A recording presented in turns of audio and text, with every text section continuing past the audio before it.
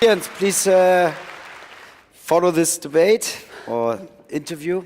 Oh, it's going to be a debate. Well, I hope we need to make one so that we get a little bit more attendees. Yeah, let's make a debate. Coming in. Okay, so let's talk about what you do. Station F, it's a recent initiative. What is it? So Station F is the largest startup campus in the world. It hasn't launched yet, so we're at the end of construction, but it will open beginning 2017 in Paris. So largest in terms of square meters, or? In terms of a lot of things. So in terms of square meters, we're 34,000 square meters just of campus. We have a lot of extension projects that we haven't revealed yet, but we'll also have a housing component that's around 15,000 square meters as well. But also in terms of the number of startups that we want to house. So housing, you can live where you work? You can, not where you work, but you can live nearby. So we have a housing it's nearby then. extension. But we'll have 1,000 startups, probably more, in our space, and we'll have 600 entrepreneurs that can live in our housing space. Okay, and who's backing this? So this is backed by Xavier Niel. Don't know how many people in the room have heard of him. Let's see, how many know Xavier Niel? Oh, that's actually quite good.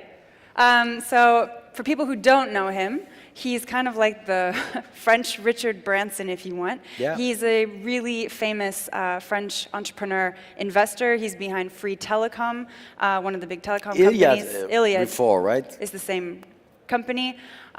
He's also done a couple of really interesting projects in the startup space. So Kima Ventures, really ambitious fund. They do 100 deals per year. And the free coding school in Paris that probably some people have heard about as well, 42 or 42. And they've just launched as well in the US. So this is going to be his kind of startup station as well. And why is he doing this?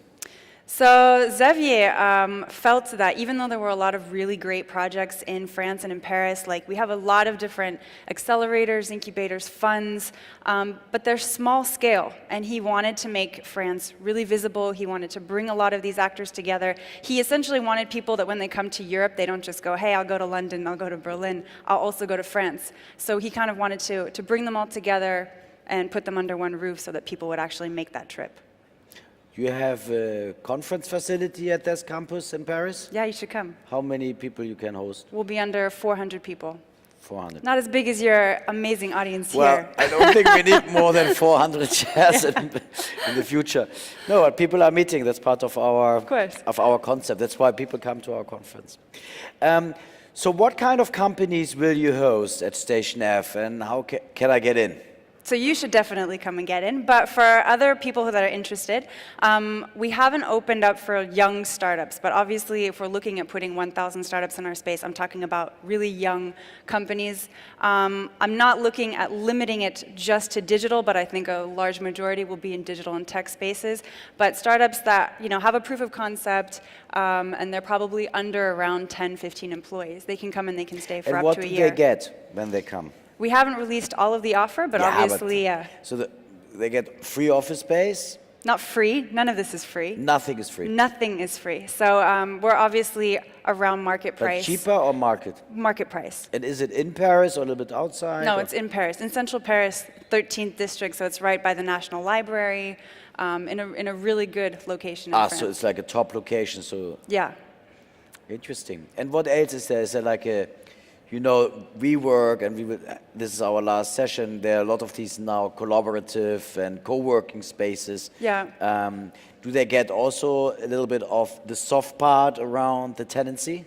Well, in terms of additional offers? Like at WeWork, for example, they bundle purchasing, and they get credit card contracts and rental cards for all the rental cars, for all the tenants. Yeah. They piggyback on one strong negotiator, and they get deals. Yeah. We'll definitely have a number of perks, we're looking at kind of bringing all the resources that startups will need and putting them into the same space. But I don't think we compare really to a WeWork because the reason that we call ourselves a campus is that we have a number of different actors on site. So we have a fab lab, we have a huge restaurant open to 1,000 people, open to the public. So we have a lot of things that you don't see in a typical accelerator co-working space. And when does it open? We'll be opening early next year, so sometime within the first quarter. Early next year. Well, thank you so much. It's Thank exciting. You. And what did you do before, if I may ask?